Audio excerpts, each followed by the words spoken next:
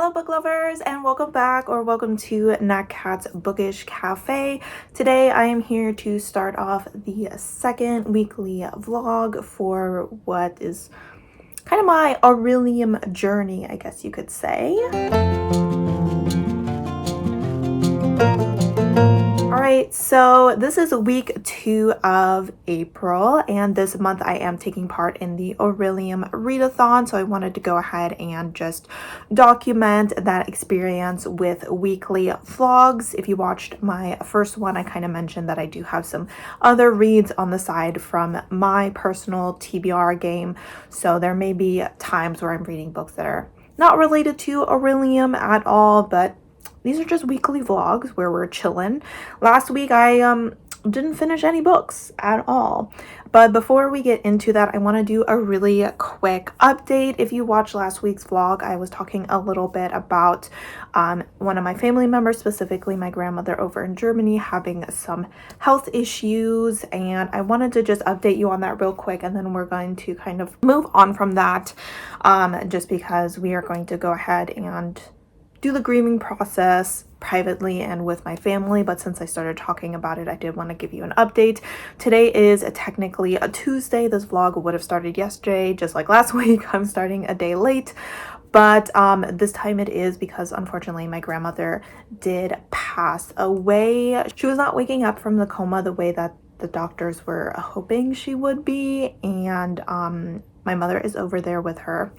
She's still over there in Germany, but we decided to go ahead and take away the life support. My grandmother did have documents and wishes that this is the steps that we take if she found herself in this situation. I will say right now my family is obviously, we've shed a lot of tears. You know, I've been Skyping with my mom and tears have been shed, but we are also feeling an immense amount of relief for the fact that my grandma is free in a way. Her health has not been amazing, and she had a lot of fear revolving around where her life was heading with her health going downhill, especially the fact that she does not live anywhere where there's family nearby, and we're not able to bring her over to America. But now she is at peace and we feel really great about it, which may seem like a weird thing to say when a family member passes away, and that mood can definitely change. I mean, I've definitely had moments where I've gotten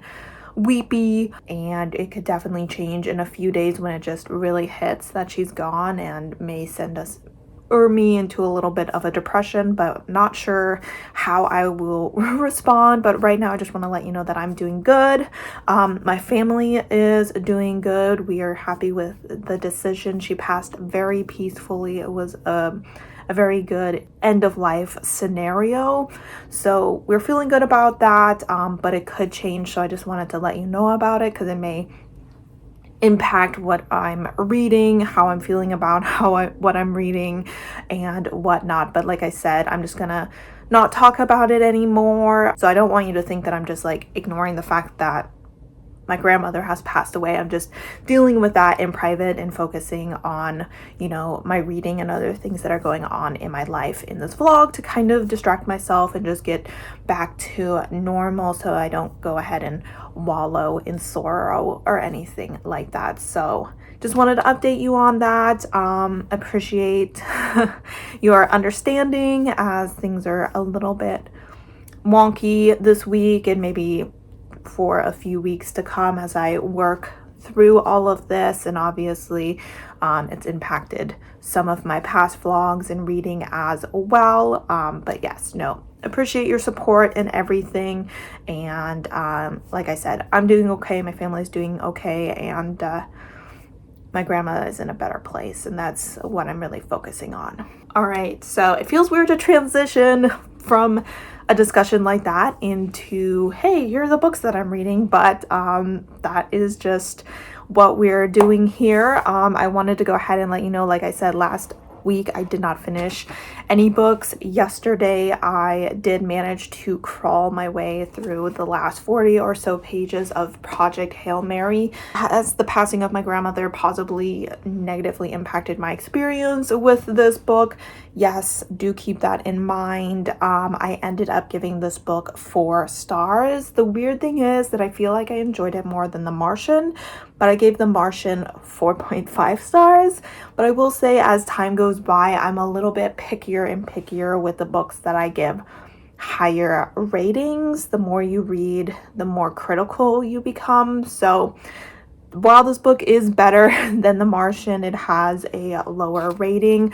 I will say I really appreciated the humor in this book. I definitely needed it at this time to have a laugh every now and then. It really lifted my spirits, so I really appreciated that about this book. I should give a short synopsis of this book, seeing as we're in a new vlog and not everyone watched last week's vlog, but we are following a man who wakes up in a spaceship. He doesn't know who he is. He doesn't know where he is. He doesn't know why he's there, and eventually he starts to realize that he has been sent on a mission to save humanity. He had been there with 2 other crewmates, but unfortunately they did not survive the coma. Something occurred during the trip that caused them to pass away, so he is taking this task on by himself until he realizes that there is an alien species looking for the same answers that he's looking for, and he and this alien start to work together to find a solution for both of their planet's problems. And I really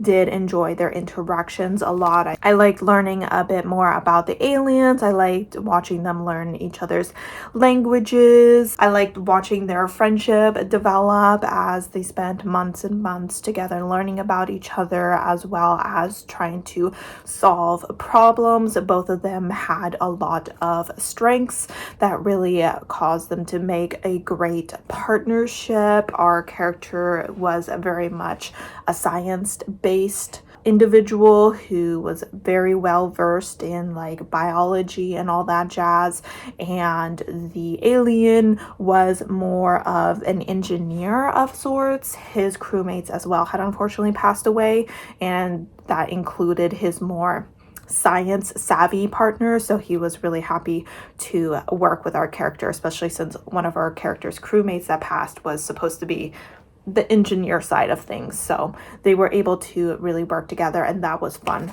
to watch. I really enjoyed the ending. I feel I was kind of surprised that it didn't make me tear up.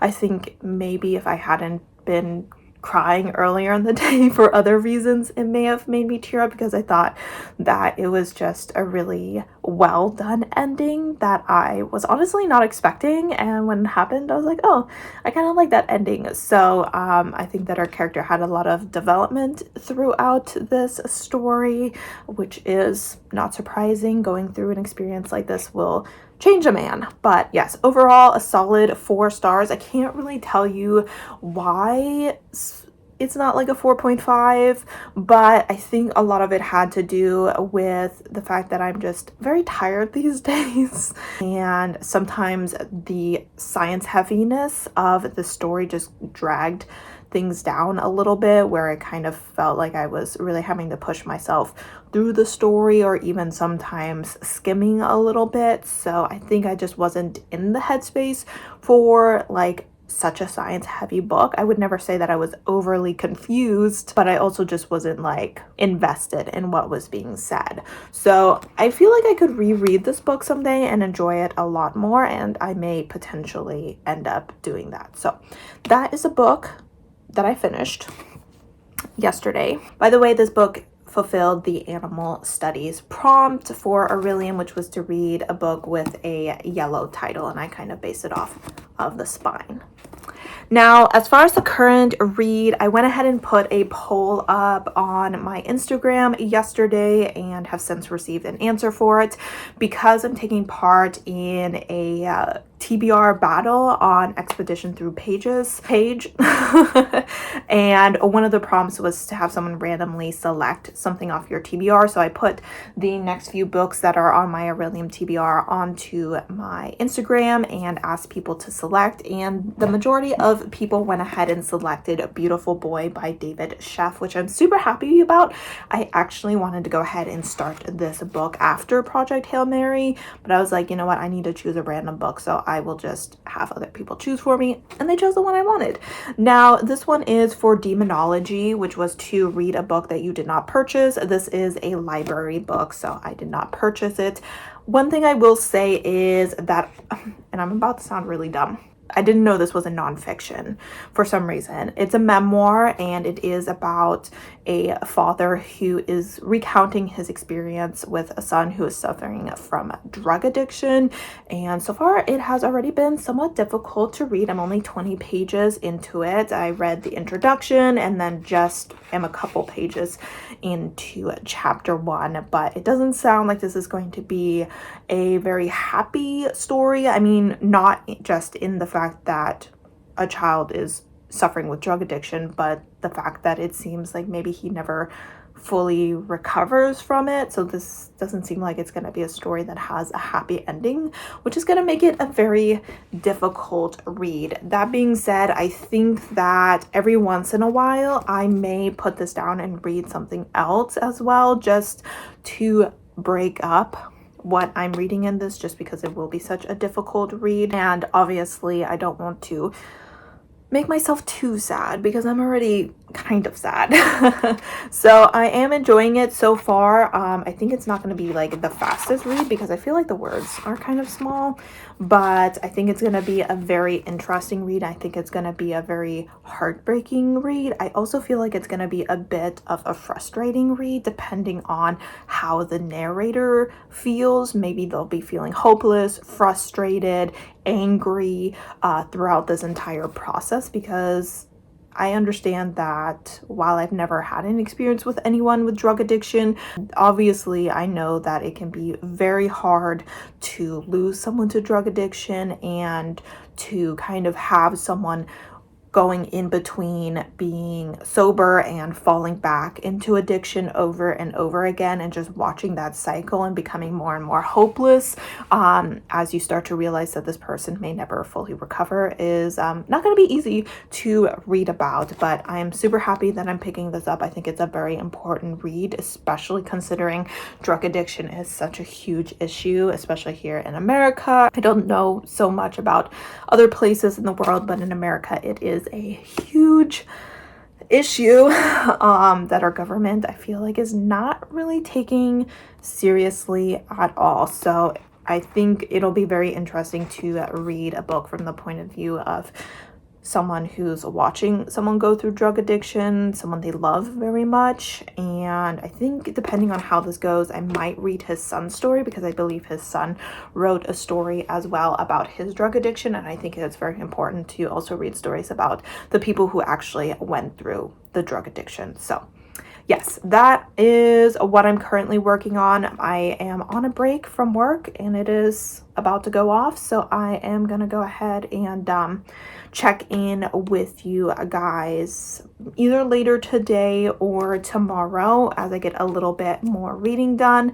As far as audiobooks go, I'm reading the Invocations by Crystal Sutherland, and I think I'm about 43% through that book. So if I make any more progress on that, I will go ahead and let you know on that as well. So that is my check-in for now. Welcome to the vlog, and I'll talk to you later.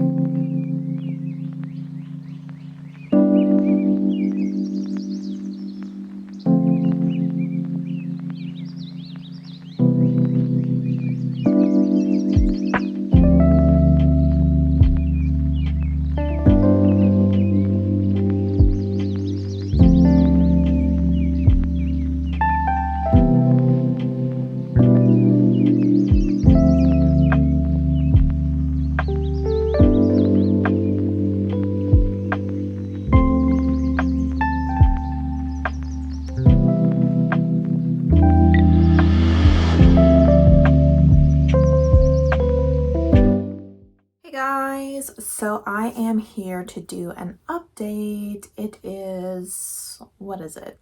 Tuesday evening. It is 9 o'clock. I just finished editing last week's vlog, and I was about to sit down and do some reading, and I was like, I kind of want to switch books. So that's why I'm checking in with you. This lighting is making me look super pale, but I am super pale, so that's just the way that it is.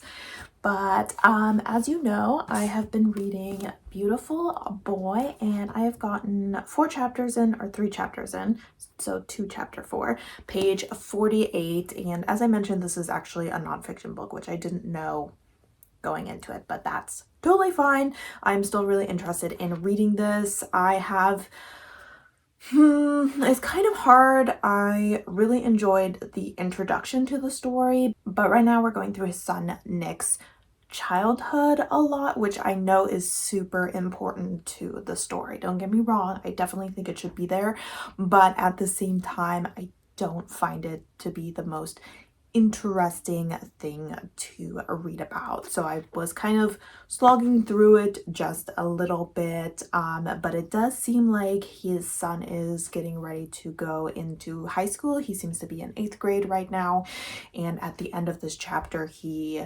finds a bag of marijuana in his son's belongings. So we seem like we are kind of starting this journey of drug use by his son, even though I personally don't usually see marijuana as like a very bad drug or anything like that. I live in Washington. It's legal here. I personally don't do it, mostly because I think it smells bad. I really don't think it smells good.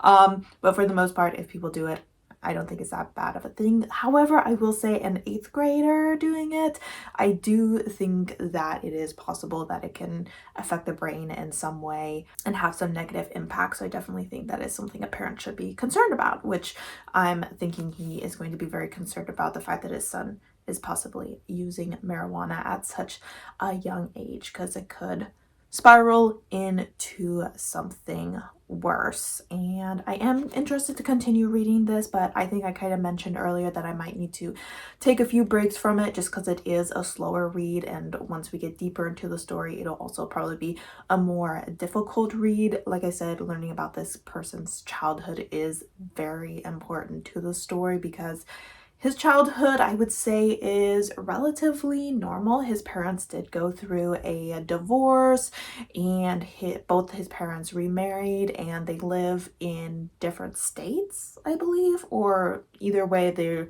live very far apart, so he can only spend the year with his father and then spends like holidays and summer with his mother, and that we know can have a negative impact on a child. But is it bad enough to cause a child to fall into drug addiction?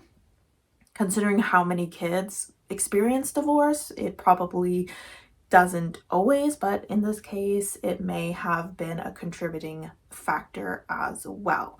But very interested to see, because he seems to be a lovely boy, a very intelligent boy, very creative. He was someone who kind of didn't really care what other people thought. He kind of dressed how he wanted. He listened to what he wanted. He seemed to be always ahead of trends, and his father kind of mentioned in the introduction that he was ahead of the trend when it came to drug addiction as well, because he became a drug addict even before the government really started cracking down on drugs as well. So yes, that is where I'm at the story. I just want to take a couple days off from it, and then I will go ahead and carry on with it, because I obviously would like to finish this book, and I definitely need to finish it before the 25th or the 26th, because this is for the expedition through Pages, Tales for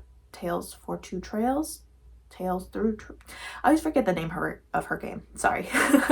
And those prompts need to be submitted before the 26th of the month, so I need to finish it by then. But for now, I want to read a book that I have been very eager to read. I've just been thinking about it all day, and I was like, I can't put it off anymore, and that is Criminal Intentions Volume 7 or Episode 7 by Colin McCade. So this is a series that I've been reading for a little while now. If you follow my channel, you know all about it. I gave volume 6 5 stars. It was the first time I gave a book in this series 5 stars, but I've been giving out 4.5 stars quite frequently. I've been enjoying it more and more as I read it. This is self-published, I believe, and it is available on KU, but I decided to go ahead and buy volume 7, episode 7. I keep saying volume 7, it's episode 7, but because I don't get KU very often, I only get it every few months, and I definitely would love to read like one of these a month, if at all possible. I decided to start collecting them physically. In this series, we are following Malcolm and Sanjay, and they are both detectives for the Baltimore Police Department, and we are following them solving a different crime in every book. So it's kind of one of those mystery of the week situations, or more of like a murder homicide of the week. But in the background, there is also larger threats looming, both when it comes to large crime bosses in Baltimore as well as people from Sanjay's past. And we have had a very slow burn romance between the two of them, and I would say in the last volume it kind of like came to a head where the two of them started having discussions about the fact that yes, they have feelings for each other. What does this kind of mean? What can they do about it? And then they had a very, let's call it a very romantic moment in the story, at the end of the story. So I'm really interested to see how their relationship is going to be in this episode, because I know Sanjay was a little nervous to start a relationship with Malcolm because of some people in his past that he's worried may use Malcolm against him. So I'm worried that he might kind of be like, oh crap, you know, do I need to like distance myself now? Did I get too close? Malcolm, on the other hand, I'm pretty sure is like 100% in. He kind of has been working things out with his ex-wife. He's ready for a new relationship, even if it is with a guy that's 10 years younger than him. I think he's all in. So I'm mostly eyeballing Sanjay to see what he does now that he's kind of made his feelings known, if he's going to try and take that back or if he's just going to dive all the way in. So this shouldn't take too long to read. I mean, the text is like pretty ginormous, to be honest, and the book is under 300 pages. Each of these books is super short, so they're a lot of fun. There's a lot of diversity in these stories, not just in the main characters. Obviously, we are dealing with a male-male romance. One of our characters is bisexual, the other one is demisexual, and we also have some racial diversity. I believe Malcolm is Iranian and Jewish, and Sanjay is Korean. He is also autistic. So there is a lot of diversity in here, as well as in the side characters as well. So I'm gonna go ahead and start this book. It is 9 o'clock, so I probably won't read too much of it because I need to go to bed, because I go to bed relatively early, at least compared to some people. I don't know, is 9:30 early? What time do you go to bed? Because I feel like on a work day, when I get up at 6:30, I gotta be in bed by 9:30, and Lord knows it can take me like a while to fall asleep, half an hour, sometimes even over an hour to fall asleep. So maybe that's why I go to bed early. But anyway, I'm finally getting to this book. I'm super excited. I love these characters so much. I'm hoping it's another 5-star read, and I really hope that nothing messes with my boys too much, because they're finally giving me some loving, and I don't want anyone to get in the way of that, but I know they will. It's gonna happen. So there's 11 books in this series, so there's still plenty of time for shenanigans. My boy Sanjay is the Haunting of Hill House hater. I can't believe he would betray me like this. The Haunting of Hill House is an amazing show.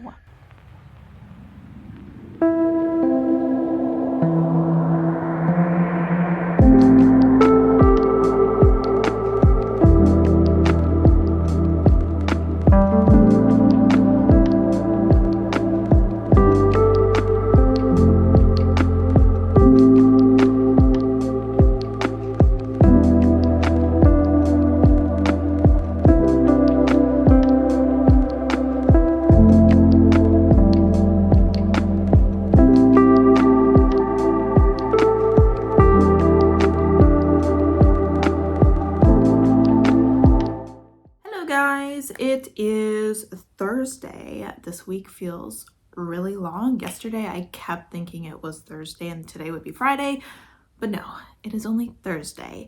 But I am on my lunch break eating my very sad salad because I once again let my chickpeas go moldy because I'm just not eating enough salad because I'm being lazy and I don't want to make salad. So unfortunately I had to go ahead and throw those out. But we're gonna go ahead and munch on our rabbit food in a little bit, but I wanted to go ahead and do a quick reading update. I am on exactly page 100 of Criminal Intentions, Cult of Personality. So I am having a great time with this book. I'm really enjoying it. Our characters, as I mentioned, are kind of getting into like an actual romantic relationship. And in this book, they're having a lot of discussions so far because Sonjay is demisexual. He and Malcolm have been having a lot of conversations about setting boundaries within their relationship and when he wants to be touched, what he's okay with, and what steps he wants Malcolm to take to make sure that Sonjay is in fact on the same page as Malcolm when they are being intimate. So I've been enjoying those conversations. Sonjay has also been struggling a little bit with the fact that he is, being happy with Malcolm and that he's enjoying himself with Malcolm, while at the same time they are working a case, which means that they are obviously dealing with death and a lot of grief. And he's kind of like, is it really fair for me to be enjoying my life so much right now while people are suffering so much and so many people's lives have been cut short? And so they've been kind of discussing about how it is, up to them and other people to honor those who have died by continuing to live the lives that those people were no longer able to live, and how it's important to balance work with other activities outside of work so that you're not completely consumed by your job, especially when your job can be as harrowing as their job is. Both of these people definitely do not have a work-life balance situation going on, so hopefully their relationship will help with that because they won't feel like they need to escape their personal lives through their work. They'll actually enjoy their personal lives because it involves the two of them. So really been enjoying that, enjoying the sexy moments, enjoying the sweet moments. As far as the crime that has occurred, the way that these books usually work is that the first chapter of the book, or kind of the prologue of the book, is told from the point of the view of the murder victim that our characters will be looking into for the rest of the book. So in this book, we were following Anne in the first chapter. She's standing at the edge of a bridge and she is kind of getting ready to fly, and she kind of refers to herself as Eve. So she clearly is trying to prove that she is someone else than just Anne. And at the beginning of the actual story, we see that she is found in the river. I don't know if it's a river or a lake, but either way, she is pretty much brain dead, but she's not 100% deceased yet. And she keeps saying, he pushed me, he pushed me, he pushed me. And this has kind of led the police and her parents to believe, no, she did not jump from the bridge to commit suicide, but in fact, she was either coerced to be there or she was pushed and someone murdered her. It seems she had run away from home a few months ago, and even before she left, she was starting to act a little bit differently and getting more involved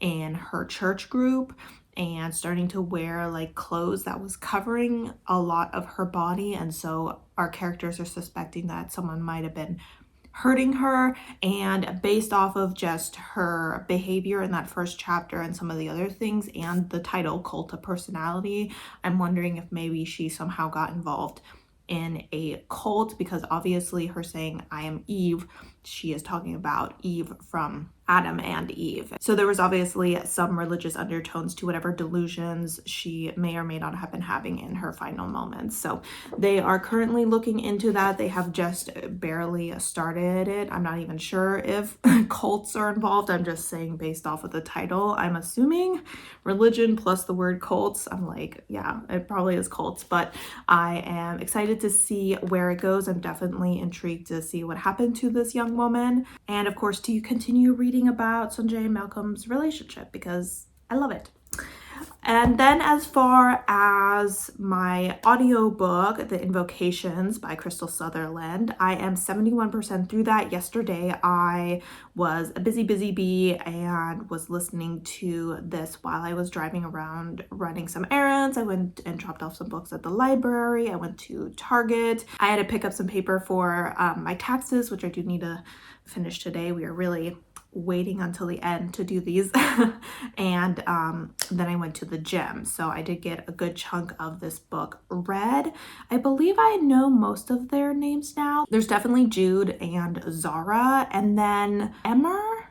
I want to say her name, it's kind of an interesting name. I want to say something along the names of Emmer, but I feel like I don't have a lot to say on this book. I'm not enjoying it. I just feel like I'm never really getting lost in the story or overly invested in the story or any of the characters.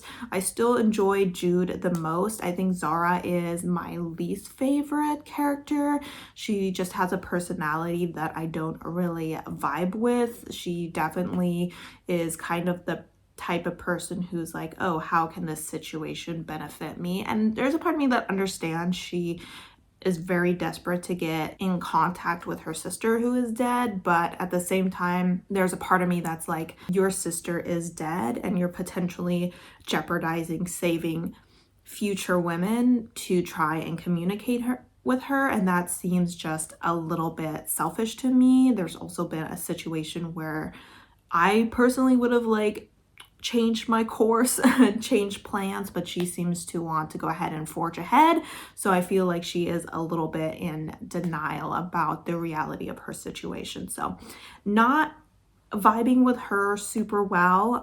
As far as Emma or whatever her name is, her character I feel kind of lukewarm about. Don't dislike her, don't love her or anything. And I just kind of feel that way about this whole story. And I'm like, how do I feel so blasé about this? I think I kind of wish that I was getting more friendship, more kind of like girl power vibes. We are definitely starting to develop a relationship between two of the girls a little bit more, but even that right now is on rocky ground. So I feel like I don't have really anything in this book to sink my teeth into. So right now it's honestly giving 3.5 stars, which is a little bit disappointing. And I'm hoping that maybe in the last 30% of the book, things will really pick up and get super exciting and I won't want to put it down. But for now, it's just, I don't have much to say about it. I'm just reading it. I'm enjoying it while I'm reading it, but I'm not really thinking about it when I put it down or forming any sort of solid thoughts on the book. So yeah, that is my update on those two books. I don't know if I'll check in with you today. I think today I'm just working and then I'm going to do some grocery shopping after work and then I'm going to cook dinner and then maybe I'll just read the rest of the evening. I do need to go ahead and upload the week 1 vlog for tomorrow since tomorrow's Friday and I need to make a thumbnail for that. But other than that, it's all set and edited and exported and all that jazz. But I will check in with you either later tonight if I have something to say, or I will check in with you tomorrow.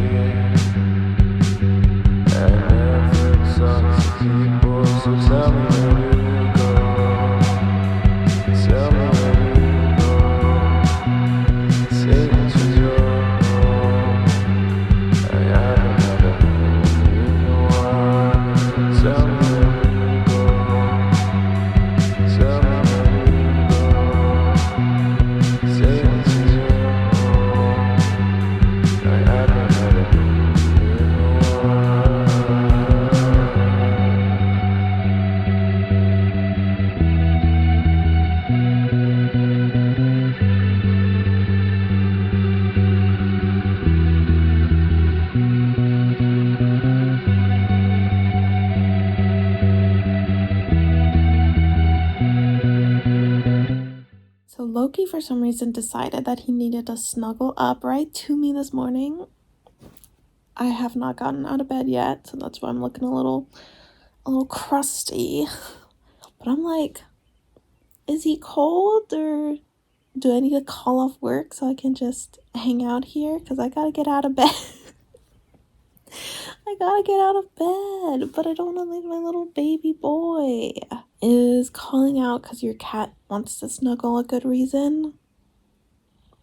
Let me know. Because I'm tempted. Right, Loki? Should we just stay in bed? It's Friday. No one wants to work on a Friday, right? He knows I'm not, like, in the best place right now. I mean, I'm doing okay, but still. They always say cats can sense bad moods and whatnot, so that's why he's here. Alright guys, it is Friday. I am on my afternoon break, so it is a little after 3 o'clock. It is a little breezy outside, so hopefully you can hear me. I never know how much of that noise, background noise, my camera or my cell phone picks up, but I have finished Criminal Intentions Volume 7, and I wanted to go ahead and update you on my rating for this. I am going to give this a 4.5 stars. There's a part of me that really wanted to go ahead and give it 5 stars because I was really enjoying the development of our characters' relationship in here, but I have to admit, when it came to the kind of crime portion of it, it was a bit lacking. I felt like it went really quickly, if not a little overly conveniently, and it just seemed to wrap up very quickly. So I was a little startled by how quickly all of that resolved itself, and I feel like even the characters were a little startled by that, and I just felt like the author really wanted to focus on other things than this crime. And I felt like it was an interesting crime because most people are kind of interested in cults. They're an interesting concept, so I wish we had dealt with that a little bit more, especially because Sanjay was really struggling with this case because of the behaviors of some of the cult members, the way that they reminded him of himself as well as someone he interacted with in the past. So I was like, this story really seemed to be kind of connected to Sanjay on a very deep personal level, so I wanted to hear more about that, and unfortunately we just didn't get it. So I did take half a star off for that, but otherwise everything else I was really enjoying. I really, like I said, enjoyed the relationship development. I enjoyed the sexy scenes that were occurring, the sweet moments that were occurring throughout this story. All of it was really wonderful. I will say there is someone from Sanjay's past that Sanjay is kind of in a way been looking for, someone that has been kind of on the outskirts of his life for a while, and that person, you can definitely see them hovering around our characters, and I have a feeling that in each volume they're going to start playing a bigger part, and I don't I'm very scared to see where that will go. I'm definitely nervous about what this character is going to do. They seem to be a little unhinged to be honest, and very probably unpredictable. They seem like they are relatively intelligent, so they could definitely be someone who can throw a wrench into Sanjay's life. No matter how much he's trying to keep Malcolm safe, no matter how much he's trying to keep himself safe, things are definitely going to get messy, I can tell. So had a great time with the story, very excited to continue. I'll have to go ahead and order volume 8 so I can hopefully get it on my May TBR, but for now, that is my update, my final review of this book. Having a great time with this series. As far as my audiobook, I haven't made any progress on that, so nothing to say on it. I am planning on going to the gym. I was planning on going on to the gym, but the weather's so beautiful. There's a part of me that doesn't want to go, but I'm gonna go anyway. I'm gonna go anyway. The weather's supposed to be really nice this weekend, so I can be outside this weekend. But that does mean that I'm gonna go ahead and return to Beautiful Boy. I want to go ahead and finish part 1 of this story, which I believe is about another 50 pages or so. I'd really like to get that done this weekend so that I can go ahead and update you on the first part of this book, and then I will go ahead and read another book in between the parts that I'm reading, because I think part 2, it was titled something like His Drug of Choice, which makes me think that once we get into part 2, things are gonna get a little rougher to read. So I will definitely need to take some breaks from this book here and there, and also just the fact that it's a nonfiction makes it a little bit difficult to read it for long periods. It's just a bit of a slower read, but excited to go ahead and get back to this book. I've been eyeballing it the last few days, even though I have been really enjoying this read, but I'm kind of glad that I went ahead and did stop this or temporarily put this down to read this, because this was definitely one of the books I was most looking forward to. So now that this one is done, I'm not constantly wishing I could finish this so I could get to this, and I can be more in the moment with this story. So that is my update for now. I will probably go ahead and read a few pages of this as I have a few more minutes of my break. Then later tonight, like I said, I'm going to go to the gym, hopefully read some more of my audiobook. I think last time I was at 71%, so I don't think I'm going to finish it. I'm really hoping to finish it this weekend, though. I've been reading it a little bit slower than I thought I would be, but that's just the way it is. I haven't been picking up audiobooks too often lately. Nothing new there, but I think me and my dad want to eat out tonight, and other than that, it's good. It's Friday. It's finally Friday. This week has felt so long, despite the fact that I had Monday off, but yeah, it's been a long week. Luckily, next week is only a 3-day week for me because I took Thursday and Friday off. My mom is flying in sometime Thursday afternoon, so I'll be picking her up, and I took the Thursday and Friday off to kind of be with her, help her get settled back in. I do receive 3 days of bereavement through my work. I took the first one on this Monday when my grandmother passed away, and then I'm using those 2 other days for when my mother is back so that I can be here and support her. But yeah, that is the update, and I will go ahead and probably talk to you tomorrow. All right, so me and my dad are going to, am I too tall for this? That's not something I have said very often. But we are going to dinner, and just wanted to share my outfit.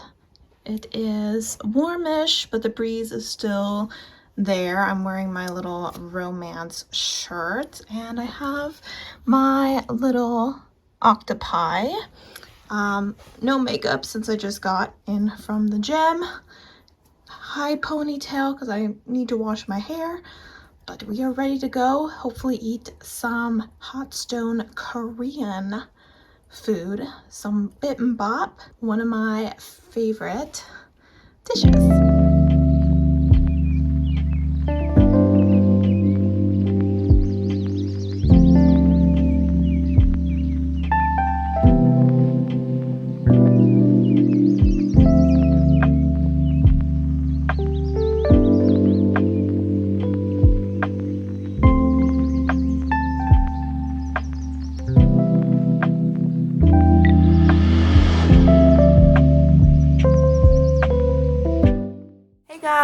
So it is a Saturday afternoon. I'm getting ready to do some filming, but I wanted to go ahead and check in with you guys real quick because I actually ended up finishing the invocations yesterday. I realized that the hold was due today, so I only had 2 hours left, and I listened to them on 2 times speed. So last night I went ahead and popped my headphones on and just listened to the last hour of that, and I have to admit I am rather disappointed by this story. It was definitely an anticipated release, and I did give Crystal Sutherland's other book, House of Hollow, 5 stars, I believe, and so the fact that I'm only giving this 3.5 stars is definitely disappointing. I think 3.5 stars for, a normal book that I don't have like any high expectations for is fine and dandy, but a book where you were kind of hoping maybe even that it would be a 5-star read and getting a low rating like this is, yeah, a bit of a bummer. And I will say that probably the last couple hours or so were what made it a 3.5. Most of the book was honestly kind of a 3-star read for me, so definitely disappointed. I would say that I was really hoping to get some girl power, some strong female friendships, and just, you know, these girls coming together, supporting each other to take down this evil that is killing other women. And I just felt like they were too disconnected for the majority of the book. Like, yes, they were all kind of trying to find the serial killer, but at the same time, Jude and Zara were also kind of focusing on their own goals, and so they also felt a little disconnected from each other, and they were never like felt like they were fully invested in saving these other women. And while I totally understand that they want to solve their own problems, it just wasn't giving me the girl dream team vibes that I was hoping for, because they never really felt like a united force. They didn't feel like a team. They just felt like 3 girls who happened to have a similar goal that benefited them. And so I never really got those strong friendship vibes. I would say towards the end, they definitely start to really work together, but I would say that was maybe within the last hour of the book. And while I totally understand that it might have taken them some time to get there, I mean, I feel like it should have only taken about 50% of the book for that to happen, and then for us to get the second half of the book all with this strong group of females taking down this evil man. And that's just not really what we got. I also thought that the ending, while it wasn't something that I predicted, mostly because I usually don't go through books predicting what's going to happen. That's not really something that I do. But at the same time, it just felt like a very obvious route for the author to go. So I was kind of hoping there would be a little bit more creativity with the outcome of this story. So that was a little bit disappointing to me. I feel like I don't really have anything good to say about this book, which may seem kind of weird considering I'm giving it a 3.5 star, but I did think that the ending was somewhat exciting. I thought there was a lot going on. It was really quick paced and dramatic, so that was fun to listen to. I did somewhat enjoy the characters. Like I said in the beginning, Jude is my favorite and she continues to be my favorite.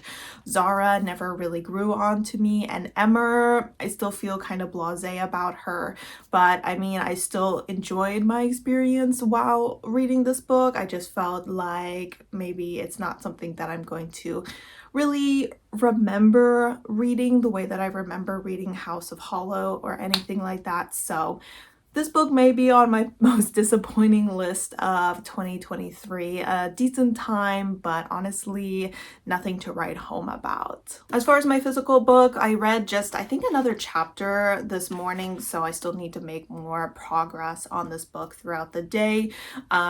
It did make me cry, or it almost made me cry. Like, I felt like I was starting to tear up.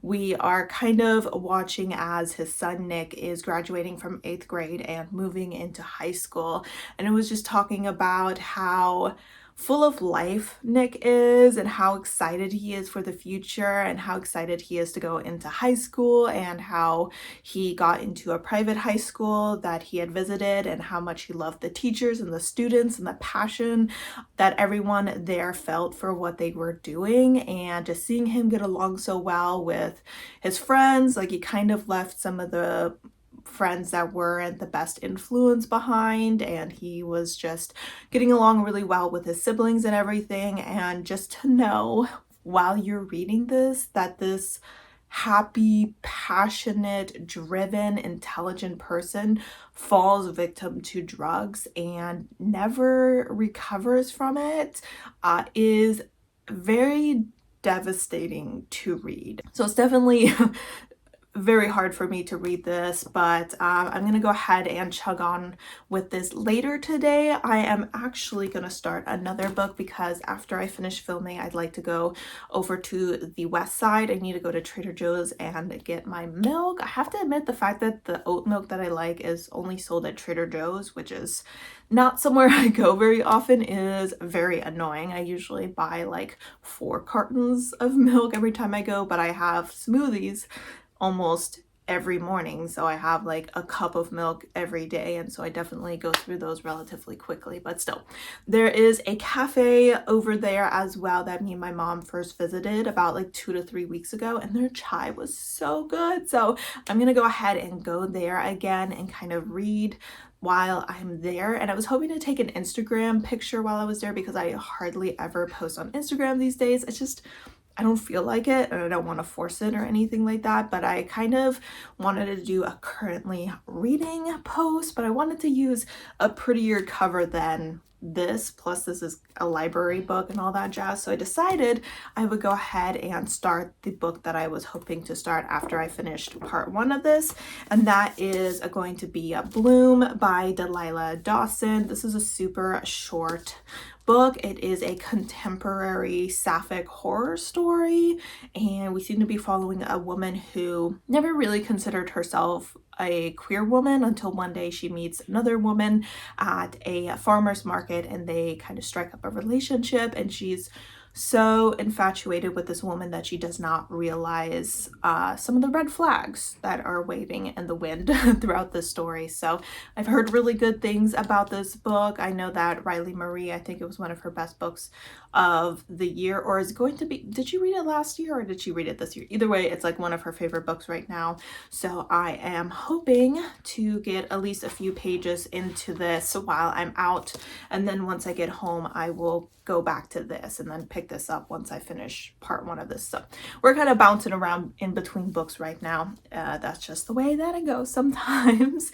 But as far as audiobooks go, I'm not sure if I'll start another audiobook today, but the next one that I will be starting is the book that was for my punishment prompt for my TBR game. Oh, by the way, Bloom is not for an Orilium prompt. This is just for my TBR game. So I think it was a contemporary with flowers on the cover or plants on the cover.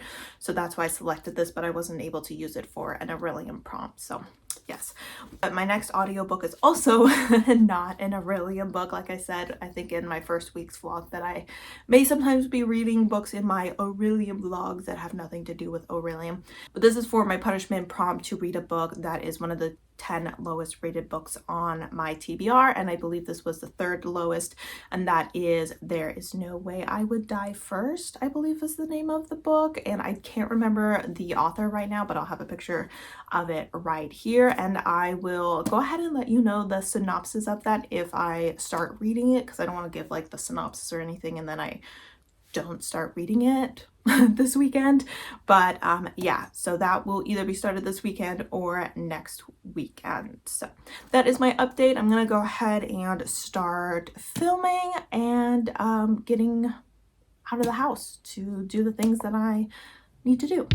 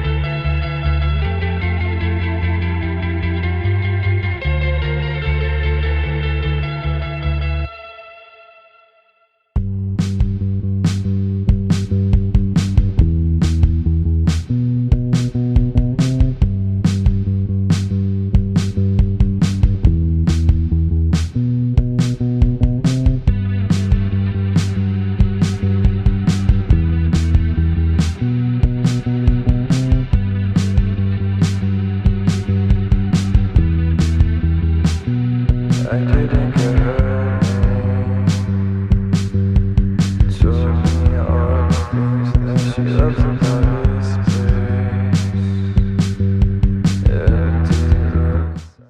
guys, let's wrap this vlog up. It is Sunday evening. It's a little bit before 8 o'clock. I might do a little bit more reading tonight, but I wanted to go ahead and wrap this up because I finished the first part of A Beautiful Boy, which was my goal this weekend. So very glad that I did that. I am really invested in this story. I feel like one of the reasons I can't read it in one go is because it almost causes me to spiral, just the way that I keep thinking about this boy's life just completely unraveling because of drugs. I'm reading about him and his life, and yes, there are some bad things in his life, like his parents divorced and one of them lives in LA and the other one lives more Northern California, so he spends most of his year with his father and then holidays and summer with his mother. And so obviously that causes some issues in his life because he has to leave one family to go to another family. He is always missing someone, as he says. And also obviously during the summer he can't hang out with his school friends because he is in another location. But other than that, like, it was talking about how passionate he is about so many things. He's really into school. He's in the school newspaper. He's on the swim team. He's on the water polo team. He's part of their newspaper. He would go to like camps for like marine biology. He even went to like Paris one time to improve his French. And so overall it seemed like he was just a really intelligent, thriving boy.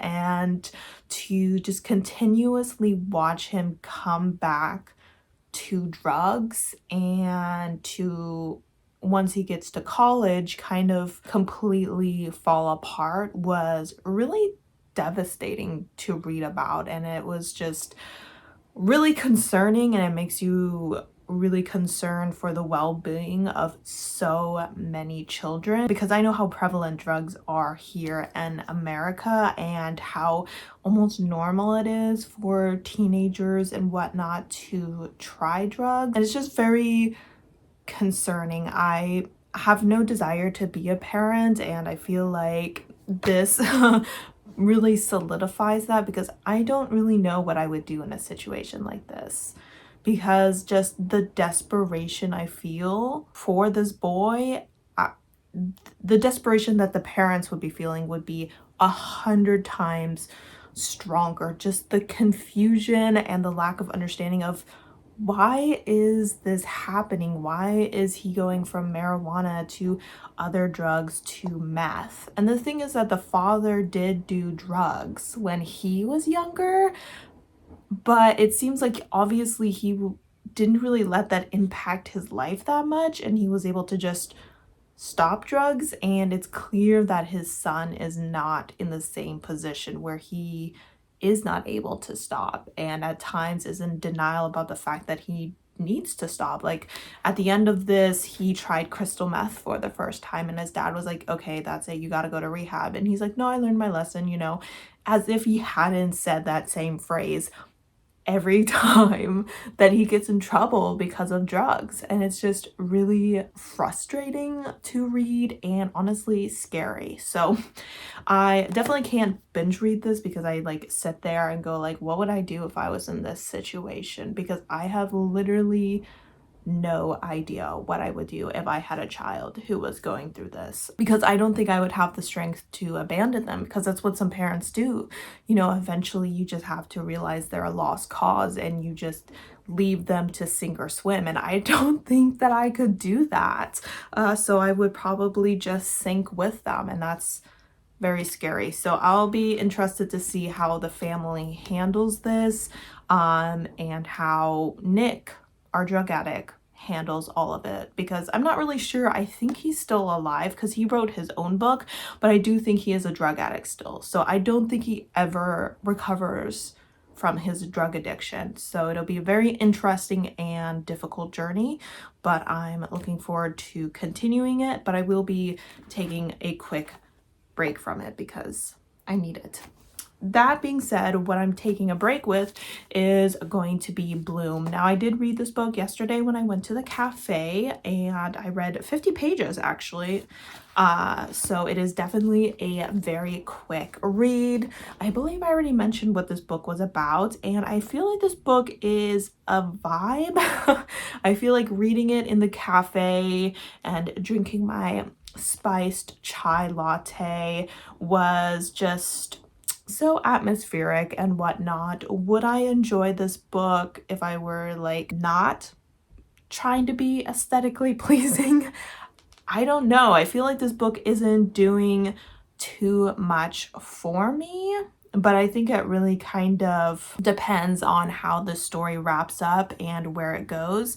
We have a situation of like instant infatuation, and it's very clear that there's something weird going on in the background.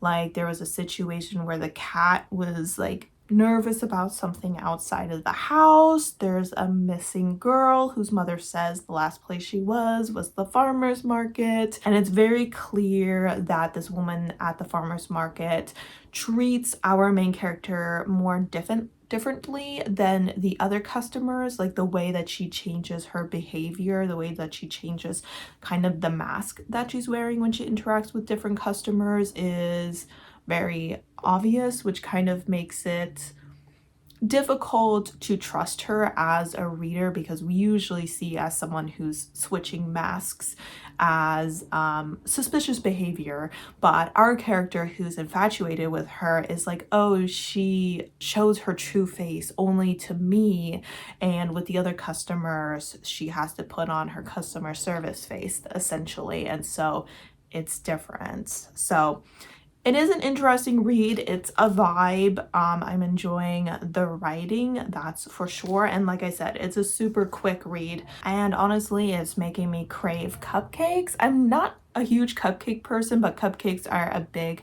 part of the story. And some of the flavors they are describing, like maple bacon and like lavender. I used to go to a lavender field down in Squim that would serve like lavender ice cream back in the days when I could eat regular ice cream, back in the good old days. And I was just like, that sounds scrumptious.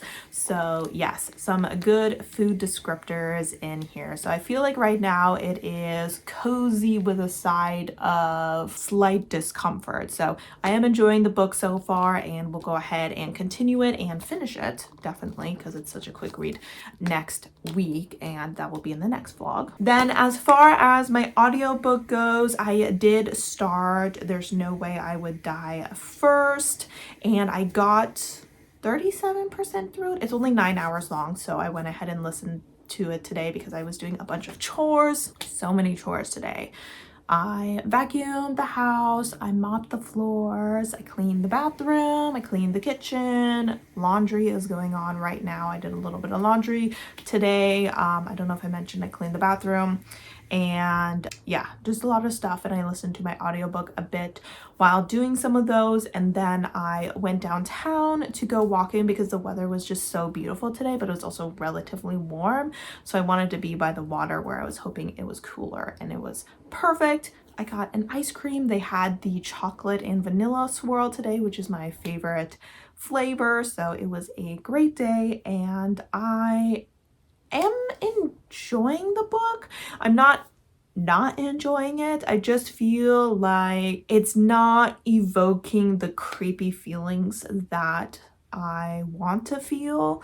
I just feel like the author hasn't quite grasped yet how to evoke those emotions of discomfort and fear and paranoia, because so far I've just kind of been vibing. I'm just like enjoying watching them kind of run around and try not to die, but I'm also not like at the edge of my seat. Despite the fact that someone has already died, it's not like every time the clown shows up, I'm like, oh my god, is someone gonna die this time? Like, I'm just kind of like, yeah, I'm just chilling and listening to it and having a decent time, but not scared at all. And yes, it's a YA, but there's been YA horror that has definitely like evoked some intense feelings in me, and this one is just not doing that. And also the voice that the narrator does for the clown is not it. Not it whatsoever. So I don't know if this book would be creepier as like physically reading it, because you don't have that annoying clown voice in your ear. But either way, I'm assuming right now it'll probably be like a 3.5 star read. It's a quick read. I think that it has good diversity within it. It seems like we have a few different races among the groups. We are dealing with a group of rich kids, but it's nice that it's not just a group of a bunch of white rich kids.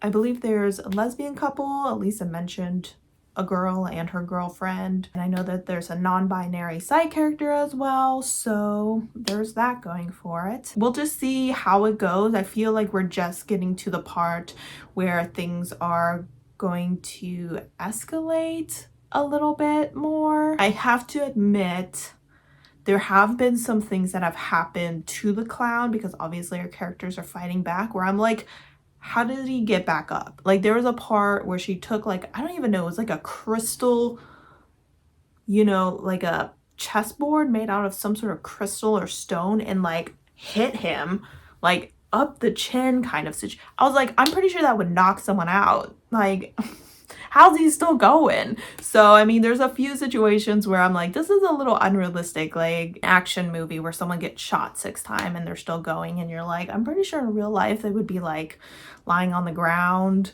maybe even dead. So, you know, I mean, you can definitely tell it's her first time writing a book. It is a debut novel, and it could definitely be ironed out a little bit, but I think I'm kind of just going into it for a fun time, and so far I'm having a decent time. Not like super duper fun, but fun enough where I'm going to go ahead and continue with it, and we will see where it goes from here. Maybe it'll just get crazier and crazier, but that's totally fine. We're here for a crazy outlandish slasher, and that is what we are getting. So I think I did not give you the synopsis of this book, because I said I would give you the synopsis this time. Pretty much we are following a girl. She is very wealthy. Apparently everyone is very wealthy, and she is looking to take her school club of Fright Night, where she shares horror movies with people, specifically horror movies that feature Black characters or are written by Black producers, or horror movies that actually allow Black people to survive the movie. And she's hoping to start a podcast, and so she invites a bunch of people from her Fright Night club, specifically 12 people who are really big on social media, so that they can go ahead and share her content and kind of blow her up so she gets more support for her podcast, to a Fright Night exclusive party. And to this party, it is being taken place at her house, and it's like an old castle, you know, kind of, and it's very isolated, and she invites a clown, and he ends up being like an axe murderer and is now trying to kill everybody one by one, because clearly he's got beef with them. So that is that. And yeah, those are all the books that I'm currently working on. And I think that this week's vlog went a little bit better, because I did complete a few more books. We finished Project Hail Mary, and we went ahead and finished the Invocations, and we made good progress with the other books that I'm working on. So I will continue reading all of these in next week's vlog, and you can hopefully see my final thoughts on them. Not this one. This one will be slow and steady for sure, but yes. All right, guys. Well, thank you so much for sticking around for this entire vlog. Hopefully it's not too long. I have not started editing it yet, so I need to go ahead and get that done as soon as possible, since next week on Thursday I will be picking my mom up from the airport. So I want to make sure that everything is all done and ready for her by the time we get her. I'm very excited to be having her back home. So yes, thank you guys as always for supporting my channel by watching my videos, and I hope to see you next time. Bye!